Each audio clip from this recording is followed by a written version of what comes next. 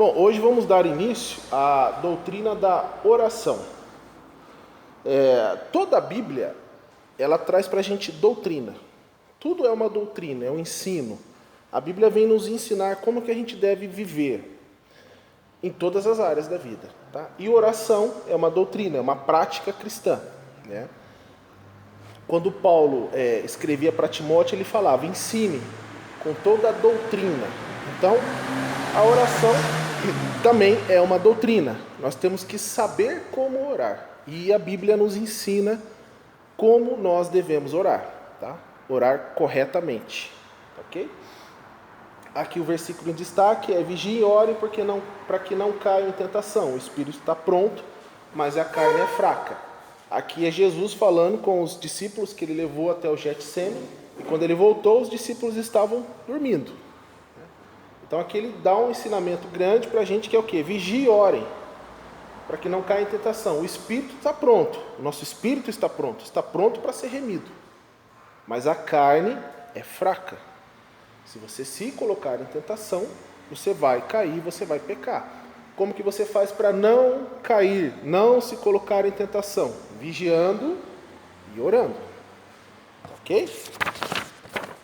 Próximo slide. Então, essa doutrina vai ter a definição da oração, o que é a oração, a necessidade, como aproximar-se de quem? De Deus, os impedimentos, o que impede a nossa oração, como orar e, no final, algumas sugestões, tá? De como orar. Ok? Então, o primeiro texto é Mateus 26, 41. Vigie e orem para que não caia em tentação. O espírito está pronto, mas a carne é fraca. Quando nós formos remidos, resgatados, quando Jesus vier nos buscar, essa carne ela vai ser glorificada. Mas enquanto isso não acontece, a carne é o quê? Fraca, ela é caída. Somos descendentes de Adão. Então, pecador gera pecador. Hoje, não somos mais do mundo, não participamos mais do mundo. Somos salvos, regenerados, mas a carne continua a mesma. Então, Gálatas fala, o espírito milita contra a carne e a carne contra o espírito. Um se opõe ao outro. Tá? Então, temos que mortificar a carne e alimentar o espírito. Um dos alimentos do espírito é a oração. Ok? Próximo slide. Então, ora, as obras da carne são manifestas. Então, o que acontece quando a gente não ora? Que é uma das práticas, não é só a oração. Oração é uma das práticas cristãs, como a gente já estudou aqui. Vida prática cristã. Então, o que acontece quando você não ora? A sua carne prevalece sobre o seu espírito. Lembrando que somos maus. Somos depravados. Okay? A nossa carne é má. E vai continuar sendo má até ser remida. Então, quando você não ora, as obras da carne elas se manifestam, mesmo você sendo salvo. Tá?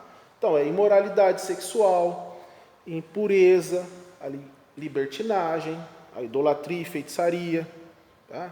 Ódio, discórdia, ciúmes, ira, egoísmo, dissensões, facções e inveja, embriaguez, orgias e coisas semelhantes. Eu os advirto, Paulo escrevendo aos Gálatas, como antes já os adverti, que os que praticam essas coisas não herdarão o reino de Deus, porque quem pratica essa coisa é do mundo. Mas o cristão que não ora, ele cai nisso aqui de novo, ele volta, ele regride. Ele regride. É igual quando você faz uma dieta, você começa a emagrecer. Você volta a comer, você volta a engordar. Disciplinas, a vida prática cristã é a mesma coisa, você começa a orar. Você começa a abandonar algumas práticas pecaminosas. Você para de orar, você começa a voltar. Então, por isso que a oração é importante. Para quê? Para que você mortifique a carne e alimente o seu espírito. O Espírito de Deus que está habitando dentro de você. É Gálatas 5,16 ao 17.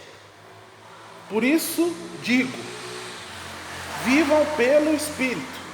Então, o que é viver pelo Espírito? É viver para o Espírito. Alimentar o Espírito. Dar prioridade ao Espírito, não à sua carne. Por isso que Paulo fala, mortifique a sua carne. esmurre a sua carne, negue-se a si mesmo, Jesus disse. Então, por isso digo, vivam pelo Espírito, e de modo nenhum satisfarão os desejos da carne, pois a carne deseja o que é contrário ao Espírito, e o Espírito o que é contrário à carne. Eles estão em conflito um com o outro, de modo que vocês não fazem o que desejam. Então, ou você está fazendo o que o Espírito quer, ou você está fazendo o que a sua carne quer. Ok? Próximo slide. Segunda carta de Paulo aos Coríntios, capítulo 12, versículo 10. Por isso, por amor de Cristo, regozijo-me nas fraquezas, nos insultos, nas necessidades, nas perseguições, nas angústias, pois quando sou fraco é que sou forte. Tá? Então, o que Paulo está dizendo aqui? Quanto mais você buscar a Deus, quanto mais você orar, quanto mais você se santificar, o que acontece? Você vai ser insultado, você vai ter necessidade, você vai ter perseguições e na angústia. Por quê? Quando sou fraco, eu busco a Deus. Quando você busca a Deus, você é forte. Quando você ora, você é forte.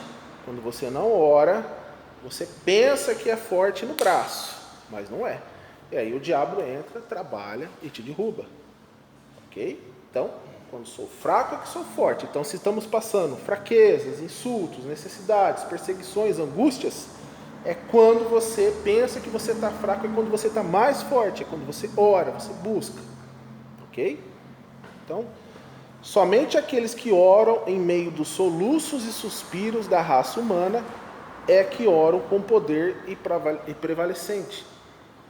Com poder prevalecente. Então, quando você está no seu momento mais difícil da sua vida, é quando você ora com mais força. Você ora com poder. Ok? Então, nesta lição se encontra a essência refinada de tudo. O que Deus se agradou em ensinar ao autor durante 20 anos de experiência na escola da oração. Cada princípio aqui apresentado foi elaborado, experimentado e provado através de muitas campanhas de distribuição da Palavra de Deus na América Latina e nas Antilhas francesas e britânicas. Então o autor aqui, ele vai compartilhar conosco a experiência própria dele com oração. Tá? Então ele diz, cedo descobri que a semente, a Palavra de Deus, não cresce vigorosamente em terra seca. E Deus se dignou mostrar-me, em certo versículo da Bíblia, uma palavra que definitivamente me inscreveu na escola da oração. Então, Salmo 126:6. Aquele que sai chorando, enquanto lança a semente, voltará com cantos de alegria, trazendo seus feixes. Você sai chorando e volta com alegria. É para os que precisam orar em meio do turbilhão e da loucura e das ocorrências inesperadas desse século XX, né? Agora estamos no 21, que escrevi esta lição. Então, o autor relatando o porquê que ele escreveu essa lição.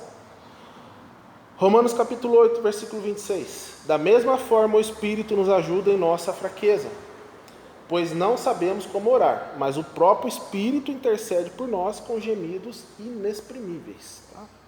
Então, da vasta literatura já existente sobre a oração, procurei examinar todas as fontes.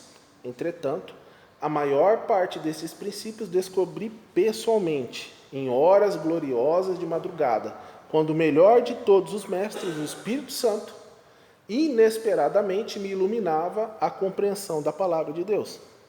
Então você lê a palavra e você ora. O Espírito Santo te ilumina. O quê? A palavra que você estudou, a palavra que está no seu coração. Como expressarei o gozo e a maravilha das respostas que ele que me tem concedido? Entretanto, envio-lhe esses tesouros, compenetrado do fato que ninguém pode nesta vida passar além do jardim da infância da escola da oração. Então, sempre vamos estar no início, aprendendo o que é orar, porque nunca saberemos como orar realmente com convicção. Graças a Deus, ninguém pode gabar-se de ser doutor em oração. No setor da oração, reconhecemos agudamente que resta ainda muito terreno a ser possuído. Portanto, apresento essa réplica ajuntada durante uma vida inteira na esperança de que Deus, por sua graça, se digne usar esta instrução para a sua glória e para incitar o seu povo em todo lugar à oração. Ok? Então aqui, o que disseram outros sobre a oração? Outras pessoas falando sobre a oração. Mateus capítulo 5, do versículo 43 ao 45. Vocês ouviram o que foi dito, Jesus dizendo, ensinando, ame o seu próximo e odeie o seu inimigo. Mas eu lhes digo, amem os seus inimigos e orem por aqueles que os perseguem, para que vocês venham a ser filhos de seu Pai que está nos céus, porque Ele faz raiar o seu sol sobre os maus e os bons, e derrama a sua chuva sobre os justos e injustos. Tá? Em Filipenses, Paulo escreveu, sejam imitadores de Deus. Até meio, né? Mas se a gente olha o Filho, a gente vê o Pai. Então, sejam imitadores de Cristo. Ele também escreveu.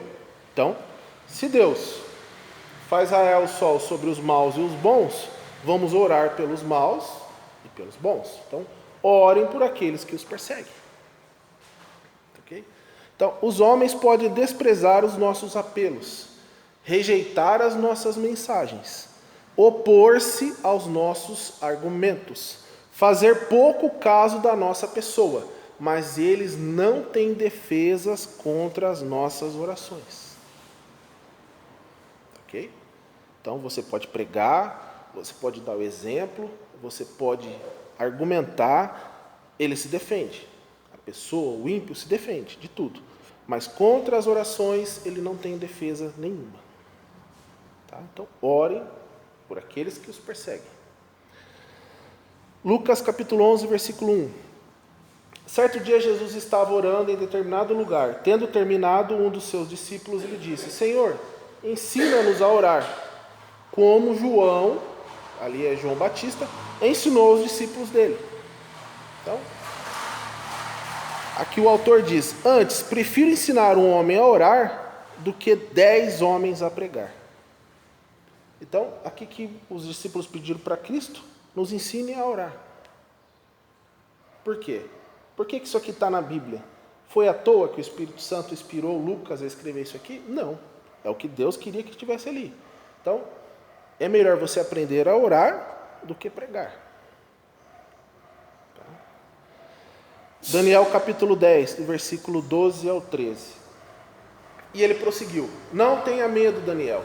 Desde o primeiro dia em que você decidiu buscar entendimento e humilhar-se diante do seu Deus, suas palavras foram ouvidas. Eu vim em resposta a elas, mas o príncipe do reino da Pérsia me resistiu 21 dias. Então Miguel, um dos príncipes supremos, veio em minha ajuda, pois eu fui impedido de prosseguir ali com os reis da Pérsia. Então aqui, a principal preocupação do diabo é esta, é evitar que os crentes orem. A principal, veja aqui, 21 dias ele tentou impedir a resposta de oração do anjo a Daniel. Ele precisou de ajuda de Miguel. Por quê? O diabo não queria. Quem que é o príncipe do reino da Pérsia? É o diabo aqui. Ele resistiu 21 dias, porque ele não queria a resposta de oração de Daniel. Okay? Mas desde o primeiro dia foi ouvido. E Daniel fez o quê? Insistiu. Ele insistiu em oração. Então, ele não vê nada de temer em estudos, em obras e práticas religiosas, quando não acompanhados pela oração. Ele se ri do nosso esforço, zomba da nossa sabedoria, mas treme quando oramos. Okay? O inimigo treme quando oramos. Mateus capítulo 7, versículo 11. Se vocês, apesar de serem maus, sabem dar boas coisas aos seus filhos, quanto mais o Pai de vocês que está nos céus dará coisas aos que lhe pedirem. Então aqui Jesus está fazendo uma analogia. O homem que é mau, naturalmente, nasce mal e morre mal. o que ele faz? Dá coisas boas a seus filhos. Então, quanto mais o Pai, o Deus Todo-Poderoso, que está nos céus, dará coisas boas aos que lhe pedirem, aos seus filhos. Então ele está fazendo uma comparação. Se você quer mal, dar coisas boas, imagine Deus, que é perfeito em tudo. Não vai te dar quando você pedir? Então, nunca pedir coisa alguma em oração sem um dia final recebê-la, de alguma maneira, de alguma forma. Jeremias capítulo 33, versículo 3. Clame a mim, e eu responderei. E lhe direi coisas grandiosas e insondáveis que você não conhece. Jeremias 4:27. Assim diz o Senhor: toda esta terra ficará devastada, embora eu não vá destruí-la completamente. Então, Jeremias clamou e Deus revelou para ele. Clamou, respondeu. Deus dá maior valor à nossa oração e comunhão com Ele do que ao nosso serviço. O celeste noivo procura uma esposa, não uma empregada. Então, Jesus quer uma esposa. Quem é a esposa de Jesus? A igreja. Ele não quer uma empregada trabalhando para ele, ele quer uma esposa. Ok? Então, a oração faz com que Deus venha do seu esconderijo para operar maravilhas na terra, entregando-se por intermédio do crente a um mundo de almas perdidas. Então, veja o poder da oração. Ela faz com que Deus venha para operar na terra, através do crente, um mundo de maravilhas para um mundo de almas perdidas. Através do quê? Da oração. Primeira carta do apóstolo João, capítulo 1, versículo 7. Se, porém, andamos na luz, como ele está na luz, temos comunhão uns com os outros. E o sangue de Jesus, seu Filho, nos purifica de todo o pecado. Então, o que é andarmos? Se andamos na luz, com ele está na luz. Como ele está na luz, temos comunhão uns com os outros. O que é andar na luz? Andar na luz. Então Jesus falou, a luz veio ao mundo, os homens não se aproximam da luz, porque a luz revela as suas obras más. Então o homem se afasta da luz. O cristão se aproxima da luz, apesar da luz revelar nossas obras que são más. Mas temos em fé em Cristo que somos perdoados. Então você se aproxima da luz em oração. Então, como ele está em luz, temos comunhão uns com os outros. Porque estamos todos na luz. E você acontece o quê? Se purifica de todo pecado. Nos purifica de todo pecado. Tá? Então, como um vasto mar sem limites, assim é a vontade que Deus tem de responder o mais fraco sussurro do mais débil santo. Uma vez que proceda de um coração contrito e purificado. E que seria inteiramente apoiado no irresistível nome do Senhor Jesus Cristo. Um dia sem oração é um dia sem bênção. Uma vida sem oração é uma vida sem poder. Ok? Então, uma hora passada com Deus vale por uma vida passada com os homens, uma vida toda. Daniel antes queria passar uma noite com os leões do que passar um dia sem oração. Por outro lado, Pedro encontrou mais facilidade em escapar do cárcere do que entrar numa reunião de oração. A fé é onipotente só quando está de joelhos. Muitos acreditam no poder da oração e gostam de ouvir falar nele, mas poucos oram.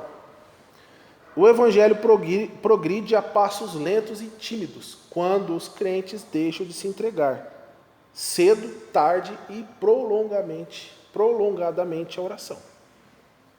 Ok? Então, isso aqui foi só a introdução do estudo. Então, doutrina da oração, uma definição da oração. Oração de Salomão, 1 Reis, capítulo 3, do versículo, primeira Crônica dos Reis, capítulo 3, versículo 7 ao 10. Aqui é Salomão orando, tá? Agora, Senhor meu Deus, fizeste o teu servo reinar em lugar de meu pai, Davi. Mas eu não passo de um jovem e não sei o que fazer. Veja que ele fala, eu sou jovem, eu não sei o que fazer. Eu sou rei, mas eu não sei o que fazer. Tá? Teu servo está aqui entre o povo que escolhestes, um povo tão grande que nem se pode contar. Dá, pois, ao teu servo um coração cheio de discernimento, para governar o seu povo e capaz de distinguir entre o bem e o mal. Pois quem pode governar este teu grande povo? O pedido que Salomão fez agradou ao Senhor. Tá? Então veja, orar é estender toda a nossa incapacidade e a de outros em nome do Senhor Jesus Cristo, perante os olhos carinhosos de um Pai que tudo sabe, tudo entende, tudo acolhe e tudo responde. Então, o que Salomão fez? Eu sou jovem, eu não tenho capacidade, o povo é muito grande, então o que eu preciso? Preciso distinguir o bem e o mal, ter um coração cheio de discernimento. Ele reconheceu quem ele era perante Deus e pediu a sabedoria de Deus e Deus a deu. Foi o homem mais sábio que existiu no mundo todo. Primeira carta do apóstolo Pedro, capítulo 5, versículos 6 ao 7. Portanto, humilhem-se. O que Salomão fez? Ele se humilhou debaixo da poderosa mão de Deus, para que ele os exalte no tempo devido. Lancem sobre ele toda a sua ansiedade, porque ele tem cuidado de vós. Então, qual que era? Salomão se humilhou. Senhor, eu sou jovem, eu não sei o que eu tenho que fazer. Então, toda a ansiedade ele colocou o quê? Em Deus. Olha, eu não sei discernir o bem e o mal, meu coração não é bom. Então, o que Deus teve? Cuidado dele. Falou, está aqui a sabedoria para você governar o povo todo. Mas o que aconteceu? Lá na frente, Salomão se apartou de Deus e fez pior que o pai dele.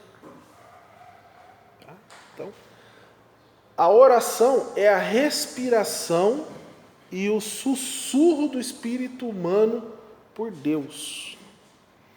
Consiste mais em valer-se da disposição de Deus do que em vencer alguma relutância da parte dele. Orar é sintonizar-se com a grande e trovejante reunião de oração que, faz 2000 anos, vem realizando-se nos céus da glória. Okay? Então é valer-se do poder de Deus. É usufruir do poder de Deus, o poder que Ele outorga para a gente. Hebreus, capítulo 4, do versículo 14 ao 16. Portanto, visto que temos um grande sumo sacerdote que adentrou os céus, Jesus, o Filho de Deus, apeguemo-nos com toda a firmeza à fé que professamos, pois não temos um sumo sacerdote que não possa compadecer-se das nossas fraquezas, mas sim alguém como nós, passou por todo tipo de tentação, porém sem pecado. Assim sendo, aproximemo-nos do trono da graça com toda a confiança, a fim de recebermos misericórdia e encontrarmos graça que nos ajude no momento da necessidade. Então, veja aqui o que o escritor de Hebreus está nos ensinando. Em toda a verdadeira oração, Deus Espírito Santo dentro de nós, clama a Deus Pai no irresistível nome do Senhor Jesus Cristo. Toda vez que cumprimos as simples condições da oração, como são apresentadas na palavra de Deus, recebemos misericórdia e graça, cuja fonte é o trono da graça, onde está assentado aquele que nos amou até a morte. E, além da morte, aquele que pode mais satisfazer os braços desesperados e aos inefáveis anelos do coração. Então, quem? Filho de Deus. Então, aproximemo-nos do trono da graça com toda a confiança. Toda a confiança. Então, 2. A necessidade da oração. Josué, capítulo 9, do versículo 14 ao 15. Os israelitas examinaram as provisões dos heveus, mas não consultaram o Senhor. Então Josué fez um acordo de paz com eles, com os heveus. Era um povo que Deus não queria que o povo dele tivesse relações. Queria que se apartasse. Então, os israelitas examinaram as provisões dos heveus, mas não consultaram o Senhor. Então Josué fez um acordo de paz com eles, garantindo poupar-lhes a vida, e os líderes da comunidade o ratificaram com o juramento. Então eles garantiram aos heveus que poupariam a vida deles. Deus mandou fazer o contrário. Dominem essa terra e exterminem esses povos que estão aqui. Eu não quero ele no meio de vocês. Então, Josué 9:22. Então Josué convocou os gibeonitas e disse: por que vocês nos enganaram, dizendo que viviam muito longe de nós, quando na verdade vivem perto? Então o que aconteceu? Foram enganados. Por quê? Não consultaram ao Senhor. Eles não consultaram, fizeram um acordo de paz com o povo que Deus odiava, que Deus não queria ali na terra. E o que aconteceu com ele? Foram enganados. Foram enganados. 2 Crônicas, capítulo 20, do versículo 1 ao 2. Depois disso, os moabitas e os amonitas, com alguns dos meunitas, entraram em guerra contra Josafá. Então informaram a Josafá: um exército enorme vem contra ti, de Edom, do outro lado do Mar Morto. Já está em Azazon Tamar, isto é, em Gedi. Aqui, o outro rei de Israel, não é mais Josué. Josué não era um rei, era um juiz. Agora Josafá, o rei de Israel, recebe a notícia: olha, um exército enorme vem contra ti, de Edom. Recebeu a notícia. O que Josafá fez? 2 Crônicas, capítulo 20, do 3 ao 4. Alarmado, Josafá decidiu consultar ao Senhor e proclamou um jejum em todo o reino de Judá. Reuniu-se, pois, o povo vindo de todas as cidades de Judá para buscar a ajuda do Senhor. Veja como que ele se comportou. Buscou o Senhor. Todo o povo buscou a ajuda do Senhor. Como que se busca o Senhor? Em oração. Prosseguindo, 2 Crônicas, capítulo 20, versículo do 5 ao 6.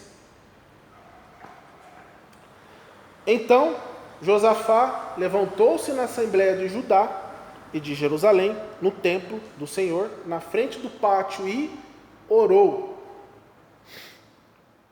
Senhor, Deus dos nossos antepassados, não és tu o Deus que está nos céus? Tu governas sobre todos os reinos do mundo. Força e poder estão em tuas mãos, e ninguém pode opor-se a ti. Próximo slide. E ele disse: escutem, todos os que vivem em Judá e em Jerusalém, e o rei Josafá, assim lhe diz o Senhor: não tenham medo, nem fiquem desanimados, por causa desse exército enorme, pois a batalha não é de vocês, mas de Deus.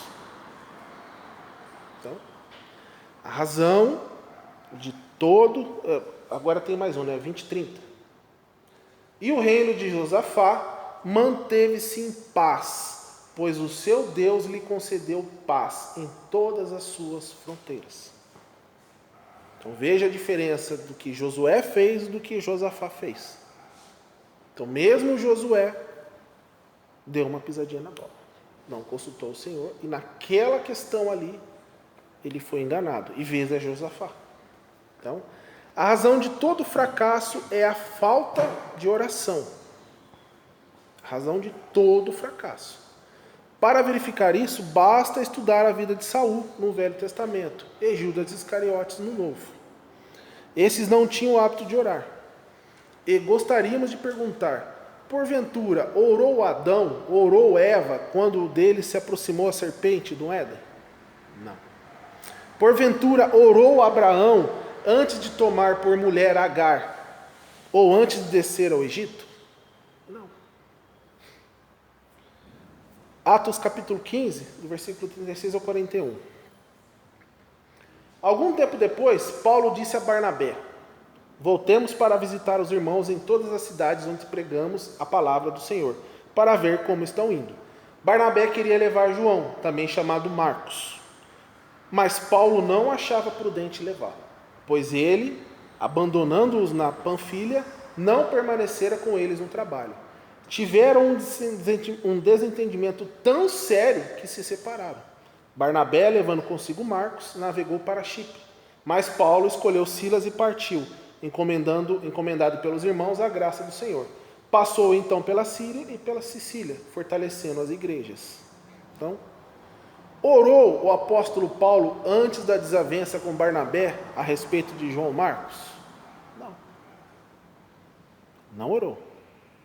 Então, a falta de oração é um desastre. Alguém já disse, de noite Deus congelava Jacó pela geada e de dia o consumia pelo calor. Assim mesmo, porém, Jacó deixou passar 20 anos antes de proferir uma palavra de oração. Gênesis capítulo 32, do versículo 9 ao 12. Então Jacó orou: ó Deus de meu pai Abraão, Deus de meu pai Isaque, ó Senhor que me disseste, volte para a sua terra e para os seus parentes e eu o farei prosperar. Não sou digno de toda a bondade e lealdade com que trataste o teu servo. Quando atravessei o Jordão, eu tinha apenas o meu cajado, mas agora possuo 2 caravanas. Livra-me, rogo-te, das mãos de meu irmão Esaú, porque tenho medo que ele venha nos atacar, tanto a mim como as mães e as crianças. Pois tu prometeste, esteja certo de que eu o farei prosperar e farei os seus descendentes tão numerosos como a areia do mar, que não se pode contar. Então, e quando chegou a orar, então, Jacó orou. Estorvou a obra de Deus por procurar ele mesmo responder às próprias orações. Então ele orou aqui. Mas ele aguardou? Não, ele foi na frente de Deus e tomou suas próprias providências. Gênesis 32, do 13 ao 15. Depois de passar ali a noite, escolheu entre seus rebanhos um presente para seu irmão Esaú: 200 cabras e 20 bodes, 200 ovelhas e 20 carneiros, 30 fêmeas de camelo com seus filhotes, 40 vacas e 10 touros, 20 jumentas e 10 jumentos. E o que ele fez? Mandou um presente para Esaú. Ele orou e tomou a frente do Senhor. 32:20. Porque pensava eu, o apaziguarei com esses presentes que estou enviando antes de mim. Mais tarde, quando eu ouvir, talvez me receba. Então veja, ele orou e não confiou. Tomou a frente de Deus. Foi só no val de Jaboque, o lugar do seu esvaziamento, que ele aprendeu o segredo de prevalecer em oração a Deus. Pois ali foi que se esvaziou de toda a força natural e ficou manquejando para que nada mais pudesse fazer senão apegar-se com Deus por todo o resto da vida. Jacó, lutando, só fazia perder, mas logo, apegando-se, foi prevalecer. Ok?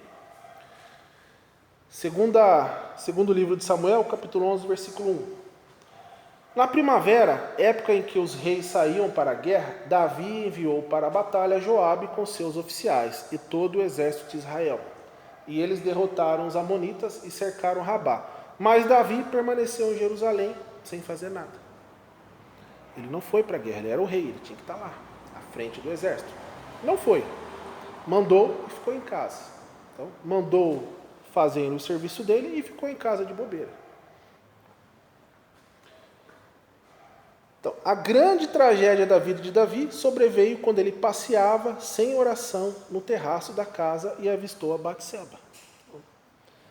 Primeira carta de João, capítulo 2, versículo 16. Pois tudo que há no mundo, a cobiça da carne, a cobiça dos olhos e a ostentação dos bens, não provém do Pai, mas do mundo. Então, Davi viu, gostou e cobiçou. Ele estava em oração? Não estava. Segundo livro de Samuel, capítulo 11, do versículo 2 ao 3. Uma tarde, Davi levantou-se da cama e foi passear pelo terraço do palácio. Do terraço viu, cobiça dos olhos, uma mulher muito bonita, cobiça da carne, tomando banho. E mandou alguém procurar saber quem era a mulher. Disseram-lhe: é Batseba, filha de Eliá e mulher de Urias, o Hitita. Então ele mandou perguntar quem era. E ele sabia que era casado. Então, primeira carta de João, capítulo 2, versículo 17.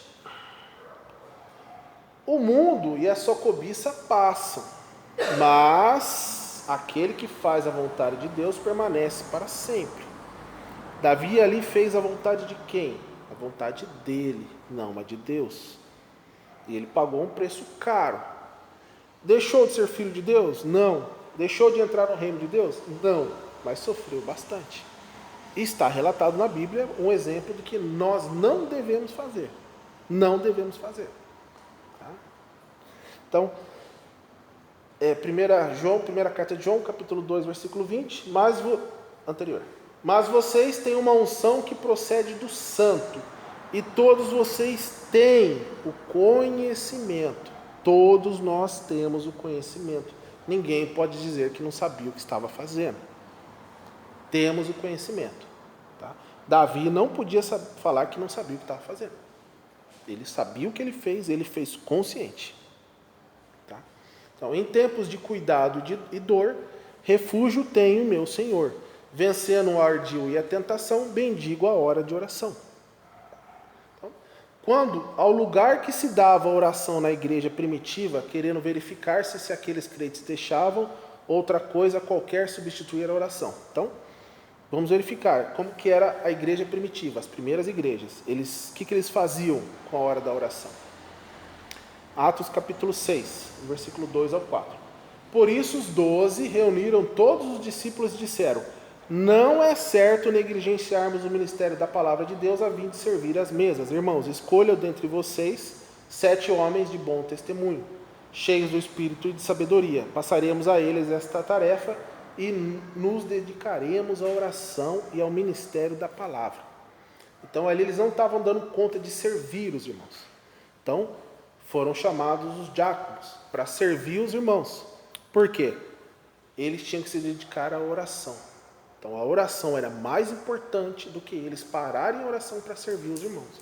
Mas servir os irmãos também era importante. Então eles colocaram pessoas para servir os irmãos, para que eles pudessem dedicar-se à oração. Porque sem a oração a igreja morre, acaba, fecha. Tá? Não a igreja de Cristo, o templo, o local. Tá? Perguntaram a 2 pastores de renome: se Cristo voltasse agora, qual seria o seu maior motivo de pesar? Cada um respondeu: que eu não tivesse dedicado mais tempo à oração. Sim, todos pretendemos orar, mas poucos de nós o fazemos. Certa pobre criatura, só depois de chegada no inferno, que ingressou na escola de oração. Lucas capítulo 16, versículo 23 ao 24. No Hades, onde estava sendo atormentado, ele olhou para cima e viu Abraão de longe com Lázaro ao seu lado. Aqui é o rico, né? Parábola do rico, a história, não é uma parábola, né? Que Jesus citou. Com Lázaro ao seu lado. Então chamou: pai Abraão, tem misericórdia de mim, e manda que Lázaro molhe a ponta do dedo na água e refresque a minha língua, porque estou sofrendo muito neste fogo. Já estava no inferno. Então, rogou por alívio ao seu tormento, foi-lhe negado. Rejeitaram o pedido. Ele orava a um homem, Abraão, pois não sabia encontrar a Deus. Não se atrevia a pedir que o deixasse sair daquele lugar, pois bem sabia que estava além de toda a esperança. Um homem que nunca orava na terra, que não obteve resposta no inferno, ele continua a sofrer como exemplo de quem deixe para muito tarde demais o aprender a orar. Ok? Salmo 32, versículo 6. Portanto, que todos os que são fiéis orem a ti enquanto pode ser encontrado. Então, enquanto você pode encontrar Deus, todos que são fiéis vão fazer o quê? Vão orar. Tá ok, irmãos? Então, hoje a gente finaliza a aula por aqui. Tá? Na próxima aula, a gente vai fazer o item 3, que é como se aproximar da oração. Tá ok? Vamos orar, agradecendo a Deus pela aula. Pai, obrigado por podermos estarmos aqui, meditando da Tua Palavra. Peço que seja uma semente plantada em nossos corações, que seja um solo fértil, que dê fruto, para que possamos glorificar o Senhor todos os dias com nossas orações. Em nome do Senhor Jesus, que nós oramos e agradecemos. Amém. Obrigado, irmãos. Vamos com Deus.